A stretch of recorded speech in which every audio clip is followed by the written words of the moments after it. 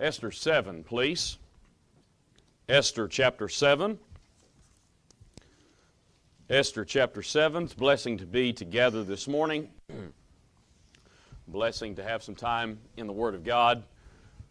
And a blessing to revisit the ancient Persian world in which Esther lived. Esther 7, please. Verse 1. Actually, let's do back chapter 6, verse 14. Sorry about that. Verse 14 of chapter 6. So while they were still talking with him, the king's eunuchs came and hastened to bring Haman to the banquet which Esther had prepared. The tense scene that has basically been throughout the entire book of Esther at this point is still not resolved. So this tension that's been building in the text and all of the concern and all of the worry and what's going to happen to Mordecai and what's going to happen to the Jews, the entire book essentially has kept us on the edge of our seat. As you read through these chapters, you are constantly bombarded with those agonizing questions, the one posed essentially by Mordecai in chapter 4, who knows? Who knows what's going to happen here? Who knows what's going to happen to Mordecai? Who knows what's going to happen to the Jewish people? Who knows indeed what's going to happen to Esther the queen? Who knows? Will they live? Will they die? Who knows? There are no answers. There are no resolutions. All we have in Esther chapter 6 going into Esther chapter 7 is the glimmering possibility of hope. But dare we hope as we go from chapter 6 to chapter 7. Fascinating to consider when you're reading through chapter 6, the tables are kind of turning, aren't they? As Mordecai is paraded through the city, taking the place of Haman. Haman is still wondering what in the world just happened, in a daze, confused. And before he's had time to process it, he hurries home. To his comfort, to the lack of comfort, he finds in his wife that surely you're going to die. And while she still speaks to him, verse 14 we just read, he's rushed off to the second banquet put on by the queen. No time to process, no time to think, and certainly no time for more nefarious plans. What will happen in Esther chapter 7? Here's the outline of this chapter. And let's work through this text, shall we? So Esther 7, beginning in verse 1, please. So the king and Haman went to dine with Queen Esther. And on the second day at the banquet of wine, the king again said to Esther, "What is your petition, Queen Esther? It shall be granted you. And what is your request? Up to half the kingdom shall be done." Take that just by itself for just a moment. Everything about this is typical of the customs of the Persian world. They go and dine, and as you kind of remember, they're feasting about every third verse in the book of Esther. About every time you turn around, somebody's got a feast, somebody's throwing a feast, somebody is at a lavish party of some sort. But the last feast and this feast, all arranged by Queen Esther herself. All part of the greater plan she has to help save her people. But she throws this next banquet. On the second day, the king says to Esther, that's important, because not only does it reflect Esther is a woman who exercises patience, she's not jumping in quickly and saying, all right, now it's time to get into this business. No. She's practicing what is customary of the etiquette of the Persian court. The king is the one who issues the first question. The king is the one who starts this conversation. She doesn't jump in and start throwing it all at his feet. And you might carefully notice what he calls her. Your position, Queen Esther. That's a statement of respect from him. So not only does she respect him in his role, and she's very careful not to overstep her responsibilities, overstep her role in this world, he acknowledges her in her position, Queen Esther. And of course you recognize this because this is the same thing he said to her earlier in the book of Esther. What's your petition? Up to half the kingdom. So verse 3, here it is. Queen Esther answered and said, "If I have found favor in your sight, O king, and if it pleases the king, let my life be given to me at my and my people at my request." Now again, you'll notice pretty much every time something makes a statement to the king, makes a request to the king, they always preface it by saying, if this makes you happy, king, if this will bring you satisfaction, if I found favor in your sight, if it pleases the king, you have to appreciate, while Esther has some hesitancy in this whole conversation, we as the reader already know she's found favor in his sight. In fact, that's part of the reason why Mordecai sends her to the king, because even Mordecai can see that she's found favor in his sight. Every time we turn around in the earlier interactions between Ahasuerus and Queen Esther, it's noting how she's found favor in his sight. So we know that as the reader. But does she know that? You know, there's a sense in which she's a little bit unsure about all this. So how's all this going to happen? How's all this going to work if I found favor in your sight? This is the key. I want you to notice this. Let my life be given to me. Petition. So she's not just asking for her people, she's asking for her own life. I want you to understand something, folks, that if she's not careful about this, when she reveals her own identity, she's putting herself in danger. Because who all in this situation really knows for sure she's a Jew? Her and Mordecai. And what did Mordecai tell her when he said, all right, go in, do your business? He tells her, don't tell anyone who you are. Now, there might be a couple of the eunuchs that kind of have some ideas, but it's not widespread knowledge that she's a Jew. So by her revealing her identity in an attempt to save her people, she is risking her own life all over again. Not just in the way that she did when she went to the king in the first time. That was risking her life, but now she's risking her life all over again. So she says, give me my life as a petition and my people. Notice she does not say which people it is. And by the way, that verse. So she's asking for an unnamed people. Very carefully, as she risks her own life. Verse 4. She says, for we have been sold, my people and I, to be destroyed, to be killed, to be annihilated. That is repeating exactly what was recorded for us when the original edict was issued. Okay? She's repeating exactly what Haman wrote in the edict.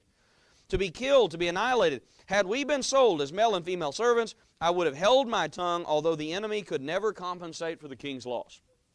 So she says, we've been sold, and again, does not name which people it is, but we've been sold and we're going to be killed.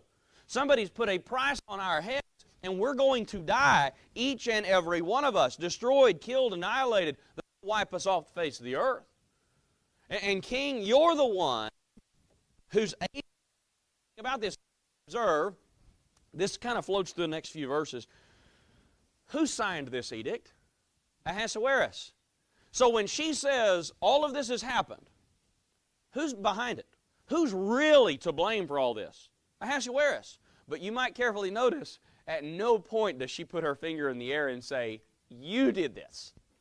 She is very careful not to assign anything to Ahasuerus. That would not help her cause.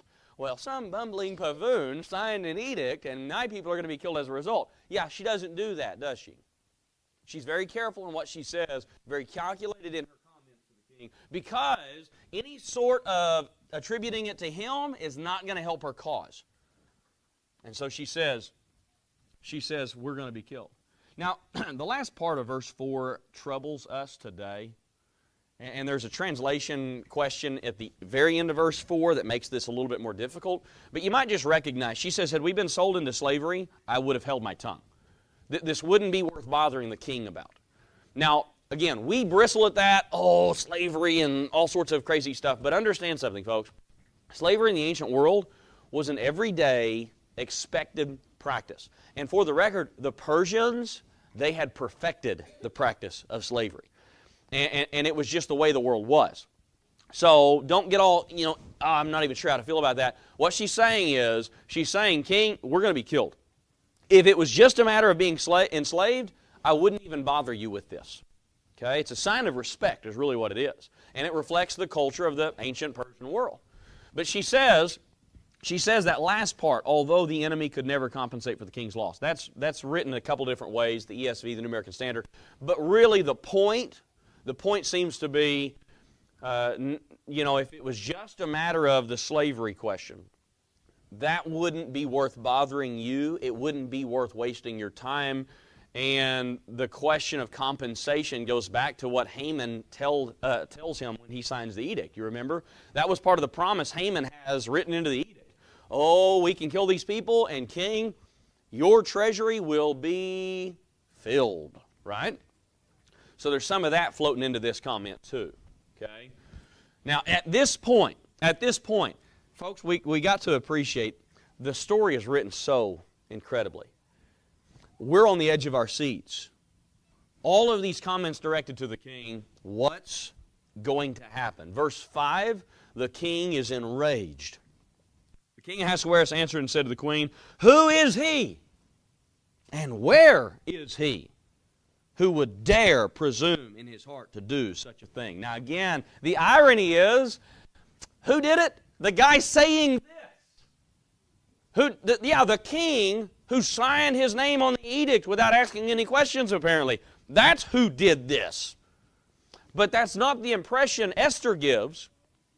And maybe as a statement of Ahasuerus' wisdom, although I don't know if those two words go together in the book of Esther, Ahasuerus and wisdom, they're never really in the same room with each other. You know what I'm saying? You know what I'm saying? So what's going on here? Maybe he's distancing himself a little bit from whoever did this. Whoa, somebody's trying to kill the queen? Well, it's not me. It's not me at all. Who did it? Who did it? Because it's not me for sure. You know, you kind of get that impression like a kid caught his hand in the cookie jar a little.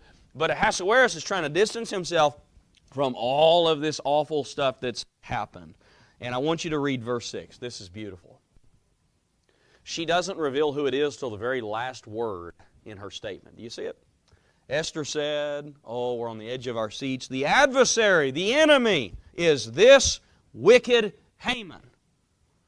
So Haman was terrified before the king and queen. You want to talk about a statement on how to write. Write like Esther is written. You see, again, in a narrative format, this is a brilliantly written book. Everything about this book speeds up and slows down at just the right times. You'll notice not a whole lot is said about, well, some time has passed. Well, that wasn't the emphasis of the story. But now that we're in the thick of it, now that we're in the situation where the king or the queen are together, they're having this conversation, time has slowed down for us to really see what's going on in this private conversation. And then at this moment, Esther reveals the identity of the great enemy of the Jews. And she holds on to it after she has described him and hangs on to right at the last word in her comment. That awful human, that wicked, that evil, that Haman. And Haman, who has carried himself so kingly throughout the story of Esther in the last couple of chapters, has started to fall apart a little bit. And now the very king whose ear he could bend so easily, he is terrified in front of. So look again at verse 7. Going on in verse 7. The king arose in his wrath from the banquet of wine, went into the palace garden, but Haman stood before Queen Esther, pleading for his life, when he saw that evil was determined against him by the king. Everything about this strikes me as funny. Remember, Ahasuerus doesn't make a single decision without a chief advisor somewhere telling him what to do. Ahasuerus has not made a single decision on his own in the book of Esther. Somebody whispers in his ear, hey, what about this? And he goes, that's a brilliant idea. Let's do that. Well, now what happens? Because he's just found out his chief advisor has been manipulating the situation so that his own queen is going to get killed by an edict he signed. So he slips out in rage to go to the garden. One writer observed maybe he's trying to think for himself for the very first time and he needs a little space to do it. Maybe that is what's going on. But he slips out into the garden enraged by what he has just found out. And maybe at this point, Haman finally realizes. You have to wonder, in all of the interactions before, is this slowly dawning on Haman while Esther and the king are discussing this? Esther, she's telling the king, somebody's trying to kill my people. Is Haman sitting over there going, is she about to name me? Surely not. Nope, no, come on. No, she wouldn't do that. And then, who does it? Who's behind all of this? Is Haman sitting there going, she's going to name me? And even when she responds, the adversary, the enemy, is this, all of that read slowly? Is he sitting there thinking every word? Who's she about to name? Who's she about to name? Oh no, it was me, it was me, it was me, it was me. And what happens? The king reacts just exactly like Haman would have expected. Enraged, walks out. He understands completely that the king is determined to commit evil against him. He knows he's done. This is a bad situation. Haman, once on top of the world, is now in a dangerous situation. And please understand something. The brilliance of the book of Esther, verse 7, who does he plead for his life to? Queen Esther. You guys remember that one of the sub-themes of the book of Esther is Persians are afraid of the women telling them what to do. Remember that? Remember that? So when Ahasuerus gets rid of Vashti, what does he want? He wants another wife who will come in and do what she's told so that he can rule with an iron fist and be the man. Remember all of that? And what has happened through the book of Esther? Yeah, Esther's not been quite that. She has been a great woman of faith. You see what's happening now? Now think about this. Who told Haman a few chapters ago to orchestrate all of this against Mordecai? Yeah, his wife. And who told him he's going to die in the last chapter? Because he listened to that woman. The same woman, his wife. And now what's happening? Everybody in the Persian world is afraid of their wife ruling at home. And now Haman is begging at her feet for his life. Oh, that's just good. So, verse 8. Verse 8. When the king returned from the palace garden to the place of the banquet of wine, Haman had fallen across the couch where Esther was. Then the king said, "Will he also assault the queen while I'm in the house?" Oh, it just got better, didn't it? As Haman is trying to beg for his life, he has violated court etiquette, and it looks pretty bad when the woman's husband comes back in. When he sees what's happening now, and appreciate, why is Haman mad at Mordecai? Why does Haman want the Jews to be killed? Because there was a single Jew who would not bow at his feet. Now what's he doing? He's bowing at a Jew's feet, begging for his life. You want to talk about a master reversal of the story of Esther. So now he is at her feet, begging for his life. And when the king walks in, he sees him draped over the couch, appearing, perhaps, to molest her. Now, again, go back in your mind for just a second. I tucked this in a few lessons ago. When Haman is approached by Ahasuerus and said, "Hey, what honor should I give to the man who did this great thing and saved my life?" What does he tell him? He says, basically, treat him like a king, remember? He wears some of your kingly robes. He rides on your kingly horse. He's paraded through the city with kingly praise. The only thing he doesn't ask for is a queen to go with it. Now what does it look like? The only thing you didn't ask for, now you're throwing yourself on. Now you're taking by force, and you're doing it while I'm still at home. All of this is too much for Ahasuerus. And so he says, verse 8, as the word left the king's mouth, they covered Haman's face. That's a sign of judgment. And it's a statement about he's not going to get to defend himself. He doesn't get to speak anymore. They cover his face. He's condemned to death. And that's how this is going to happen. All because, well, he made a little poor judgment in the moment, and it will cost him his life. So verse 9, who speaks up now? It's not the king thinking for himself. It's one of the eunuchs. So Harbonah, one of the eunuchs, said to the king, "Look, the gallows 50 cubits high, which Haman made for Mordecai, who spoke good on the king's behalf, is standing at the house of Haman." You know, again, it's just getting better and better, isn't it? So another eunuch speaks up to advise the king because he can't make a decision on his own. And just for funsies, that eunuch slips in, "Hey, He's already built some stuff to kill Mordecai. Yeah, Mordecai, remember that guy we praised the other day, like yesterday, because he saved your life and did this great big kingly service for you? Yeah, he's got gallows built for that man at his house to kill him. How all this is known, I don't know, but that's just beautiful. And so what's going to happen? Yeah, ship old Haman out that away and let him meet his own gallows. So, the end of verse 9, the king said, hang him on it. You have to love this. What's the statement that Haman has wanted to hear from Mordecai? Wanted to hear from Ahasuerus for the last several chapters? Hang him on it. But who did Haman want to see hung on it? Mordecai. So he hears the statement he's been longing to hear for a few chapters, but it's not about Mordecai. It is about himself. So verse 10. So they hanged Haman on the gallows that he had prepared for Mordecai. Then the king's wrath subsided. And again, another chapter where Haman and Mordecai switch places. You do remember the last chapter, Haman concocts the praise. And so, thinking it's for him, the king says, that's marvelous. Now go do all that for Mordecai. And, you can almost see Haman go, what? Who? Why?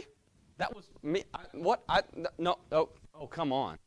And now the next chapter, the gallows he spent all night building the night before. Yeah. How about you go get hung on those? And Mordecai will not. Now, executed for a crime he didn't even commit. Now, this is not because of all the other things that happen in the text. Why do they take him? Because the king comes back in and it looks like he's trying to molest the queen. It's not even for the other crimes he committed. It's for the crime he wasn't actually committing. Oh, and that just adds one more layer of irony. This is a wonderful chapter. Now, I want you to understand something. Mordecai's been delivered. But the Jewish people still hasn't been delivered. You might recall that when the edict was originally issued, the way the Persian laws worked was nobody could redact an edict from the king, not even the king.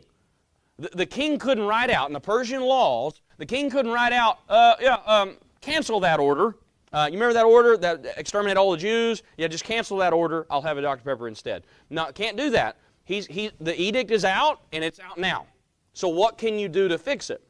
All of that's still hanging in the air. What's going to happen, and will the Jews be saved? All right, let me draw some applications out of this text the last few minutes here.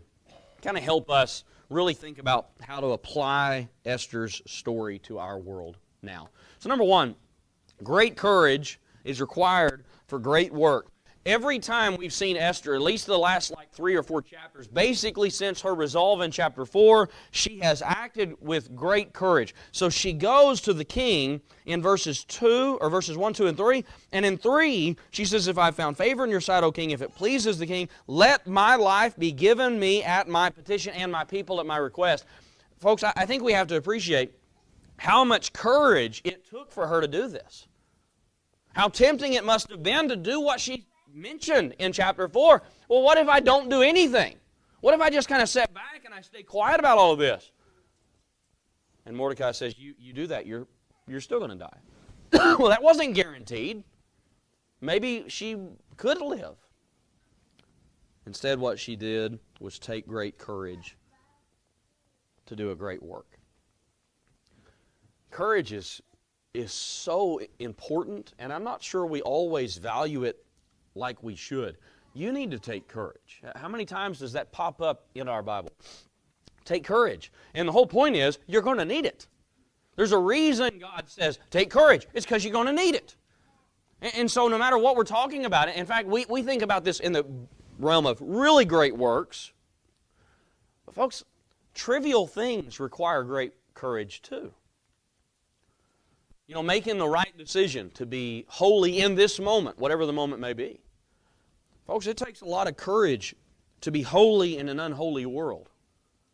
And it takes a lot of courage to be Christ-like in a Christless world. We must take courage. And I want you to understand, folks, courage is not the absence of fear, it's the taming of fear. You know, we have a right to be afraid in some situations. But courage says, I'm going to do it anyways. You think that she was afraid in this moment? You know, I think now sometimes I don't get nervous when I preach anymore. A few occasions, if it's a unique situation, maybe, you know, even like when I'm gone preaching somewhere in a meeting, I don't really get nervous anymore. But if the circumstances are right, I'll still get a little nervous once in a while. But, you know, I think back to what happened when I first started preaching. I would sit on the front row getting ready to get up in the pulpit, and I'd sit there just, and I'm not kidding. I'm not kidding, just nearly shaking. I was so nervous. What happened? Well, you pack up the courage to do it a couple of times, and then before long, it's not that intimidating anymore. Not that there's not an intimidating element to it, don't misunderstand me, but that the more you encourage, get that? Encourage. You put courage in. The more you encourage yourself to go and do it, the more you are encouraged by your brethren, the easier some of those big things get. And that is true with so many other subjects. I would also say it took great courage for her to act with respect towards the man who signed the edict. But what do you see from her? You see a woman who acts with kindness and respect towards the man who signed the death sentence for her own people. I think we could take something from that. Let me offer number 2. God works through the faithful. We won't read the verses again, but how is all of this orchestrated here? Mordecai is delivered. Why? Because the faithful of God acted faithfully. In fact, let me amplify that just a little bit. The faithful of God acted faithfully and courageously. And so we need to understand that sometimes those 2 points complement one another. This is part of what Paul acknowledges, that he believed God would finish a good work in them, a great work in the Philippian brethren. Why? Because when God's people act faithfully, live courageously, God's work gets done. And that's how this works, folks. God works through His people. You know, it would benefit us to go back and read Matthew chapter 6, verses 25 through the end of the chapter, the whole section about do not worry, that God will provide for us. And He even says that if we'll seek first the kingdom of God, all these things shall be added to you. And we're so quick to say, well, that's not the health and wealth gospel, which it's not. But I'm not sure we always appreciate that it literally happens too. I have never went to bed hungry. I've never had a situation where I didn't have clothes to put on my back. Sometimes, folks, listen to me now, sometimes that was because brethren stepped in and helped me in situations where I needed help. So you see then, when you take a text like Matthew 6 where it's talking about how God will provide even the food and the clothes and the things we need for daily life, that sometimes how God provides those things is through His own people. So maybe, you know, we're tempted to say, somebody's in a situation, I'll be praying for you. I pray that God will help you. Maybe God's going to help them through you. Maybe this is something you're supposed to be doing. Maybe this is a situation where you need to be helping and you need to be acting courageously and faithfully. Folks, God works through the faithful. He provides needs, or He provides for needs, and He meets those things, and He helps His people. So what should we then be? We should be faithful. The faithful then must stay faithful. And let me also just add in carefully here. There are seasons called who knows seasons, where we're unsure about some things. Please understand, folks, Esther's life up to this point has been a who knows season. Taken as a young virgin woman to bed with the king on a night she did not want, then taken to be his queen, his wife, tossed into the royal harem, and essentially has her life threatened by an edict. Guys, her entire life has been a who knows. All these chapters wondering, will I live? Will I survive? Will we make it? Will my people endure? Yeah, sometimes, folks, it's tough to be faithful. But be faithful we must. And let me offer number 3. I'm going to take the lens off of Esther and her courageous faithfulness for a moment. I want to consider that loser, Haman. And you can say loser in this context, okay? All right, so think about Haman. Think about Haman. Wickedness never goes unanswered. So verse 6, the adversary, the enemy, is this wicked Haman. And he's, of course, terrified. And then in verse 8, he's covered. And verse 10, he is condemned. Everything about this is typical for what we should expect. And I'm not sure that we always appreciate that. We should get this, though. Any casual Bible reader flipping through the book of Esther should have clued in pretty early on in the book of Esther and go, that guy's going to die. Do you ever watch something and you think, well, I know how this is going to end? You ever read something and you go, well, I don't have to read the rest of this. I know what's going to happen here. Folks, Bible readers should be able to look at the book of Esther and go, enemy of the Jews, Haman. Yeah, he's going to die.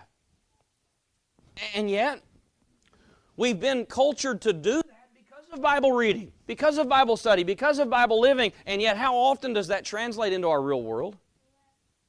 We already know the ending of the story, yet sometimes, folks, we don't live like it. We will be frustrated in this world. We'll get mad about personal slights, and we forget that God is in absolute control. We already know the end of the story. Why do we get so bent out of shape about everything around us? I'm talking about personal things, not just cultural things, societal things, or governmental things. We get so out of shape about all those things without appreciating. The story's already written. That doesn't mean God has Calvinistically in some way written your story and you have no say over it. That's not what I'm saying. But I am saying the ending of the story is written. The wicked will be, just like Haman, punished. Kilt. K-I-L-T. Kilt. And the righteous will be delivered. That's the story of the Bible, folks. That's the way it always happens for God's faithful people. You could go read Romans chapter 12. We won't take the time to do it, but I would encourage you, just make a note of it. Go read Romans chapter 12. There's a reason that we don't return evil for evil and reviling for reviling. There's a reason we don't go after those people who have wronged us. We leave it to God because God's going to make it right. God has written the end of the story. We already know, and vengeance then belongs to Him. God sees these things. God will handle these things. What we need to do is learn it, know it, and then go out and live it. Quit getting so bent out of shape about all those burns in the world, all the things going on. We know wickedness never goes unanswered. In a great big complement to the Bible story itself, look at where the enemy of the Jews ends up. Duh. Can I say duh? Of course the enemy of the Jews is killed at the end of Esther, because the enemy of the Jews always loses. When God's people are living righteously and there's one wicked loser in the story who's trying to oppress them, it shouldn't surprise us when the one wicked loser is condemned, is judged, and God's people continue, because that's the whole Bible. I mean, can I point the obvious one out? What's going to happen with Satan? He loses. Satan is a loser. He loses. And God's people are vindicated. That's the resurrection image, folks. Satan thinks he wins by defeating Jesus, and what does Jesus do? He comes back from the dead. Oh man, I want to unpack that more and more, but I better stop right there. Guys, we should know that, then we should live it. Makes a lot of a difference, doesn't it? All right, that's Esther chapter 7. Now, Mordecai's delivered. Well, maybe. Is he? Because the whole Jewish people are still condemned. That's not been resolved yet. So, on the edge of our seats, a little bit more. I'm excited about Esther 8 next month. Appreciate your careful attention this morning. Glad to have visitors with us. We'll be at evangelism out in the auditorium for adults, and all the kids' classes are back that way, and we'll be glad to help you direct kiddos wherever they need to go. Let's conclude with a word of prayer. We'll be dismissed for about 4 minutes before class starts. Father, we thank you for the blessings that you give to us. We're thankful for our time of study this morning. We're so thankful for the book of Esther, the story of great reversals, knowing that the people who oppose you and your people will lose, and knowing that those who remain faithful will absolutely win every time. Help us, Father, to be faithful to the story and live it with conviction. Be with our shepherds and be with each of us. We ask this in Christ's name. Amen.